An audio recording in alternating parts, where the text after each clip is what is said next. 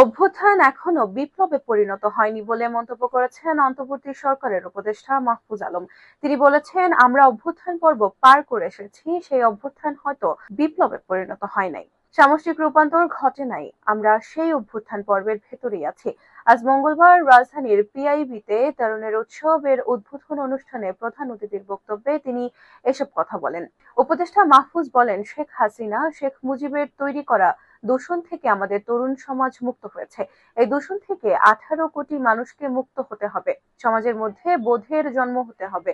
যে বোধ থেকে আবু সাইদ গুলি বুকে নিয়েছে, সেই বোধ সবার মধ্যে জাগ্রত হতে হবে।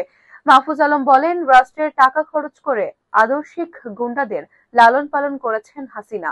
নিপীড়ন ও হত্যাযজ্ঞকে ন্যায্যতা দিয়েছে তারা। এই সিস্টেম এমন ভাবে বানিয়েছে, যেখানেই হাত দিই সেখানেই আদর্শিক গুন্ডা, সেখানেই লীগের দোসর পাই।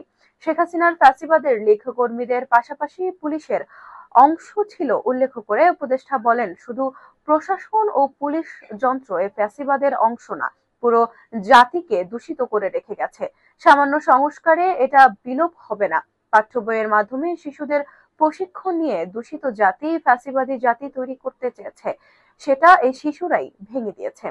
বাংলাদেশ এখনো আহত অবস্থায় আছে বলে মনে করেন মাহফুজ আলম। তিনি বলেন, আমরা গত 6 মাসে এই আহত অবস্থা লাঘবের চেষ্টা করেছি, তবে এখনো পুরোটা পারিনি। আমরা তখনই এই অবস্থা লাঘবে সক্ষম হব যখন আমরা নির্বিচার হত্যার কারিগরদের বিচারের কাঠগড়ায় দাঁড় করাতে পারব এবং তাদের বিচার কার্য সম্পন্ন করতে সক্ষম হব। জুলাই আন্দোলনে আহতদের সংখ্যা অর্ধলক্ষ বলে জানান উপদেষ্টা। তিনি বলেন, সরকারি হিসাবে 12-14 হাজার আহত আছে, তবে আমরা মনে করি প্রায় অর্ধলক্ষের মতো আহত হয়েছে সারা বাংলাদেশে। তাদের নাম হয়তো লিপিবদ্ধ হয়নি, তারা এখনো কাতরাচ্ছে, তাদের পরিবার কাতরাচ্ছে, তারা সবাই সংক্ষুব্ধ। আমরা তাদের সংক্ষুব্ধতাকে অনুভব করি। মাহফুজ আলম বলেন, 1947 সালে রক্ত দিয়ে পাকিস্তান আনার পর তারা বিশ্বাসঘাতকতা করেছে। 1971 সালের লাখো শহীদের রক্তের বিনিময়ে দেশ পেয়েছি। গ্রামগঞ্জে সর্বত্রই যুদ্ধ হয়েছে। সেই যুদ্ধের পরও আমরা স্বাধীন হতে পারিনি। এরপর 1990-এ ঘটেছে, সর্বশেষ 2024। ফলে বারবার ভুল করছি, বারবার হোঁচট খাচ্ছি। এবার হোঁচট খেলে আর উঠে দাঁড়াতে পারবো না। অনুষ্ঠানে বিশেষ অতিথি হিসেবে উপস্থিত ছিলেন অন্তর্বর্তী সরকারের প্রেস সচিব শফিকুল আলম। তিনি বলেন, তরুণের উৎসব উপলক্ষে সারা দেশে মেয়েরা 2900 ম্যাচ খেলেছে। এটা নিয়ে প্রতিবেদন হয়নি, একটি খেলা বন্ধ নিয়ে আলোচনা হয়েছে। শফিকুল আলম বলেন, হাসিনার মতো ভয়ঙ্কর স্বৈরাচারকে নিয়ন্ত্রণ করতে পারেনি বুড়োরা।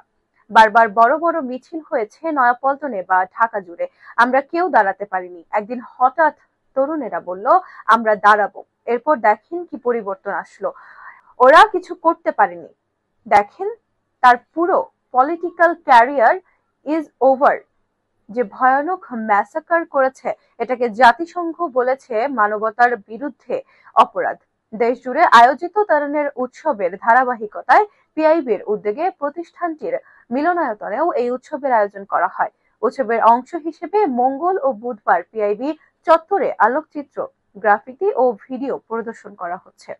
পিআইবির মহাপরিচালক ফারুক ওয়াসিফের সঞ্চালনায় অনুষ্ঠানে সভাপতিত্ব করেন তথ্য ও সম্প্রচার মন্ত্রণালয়ের সচিব মাহবুবা ফারজানা।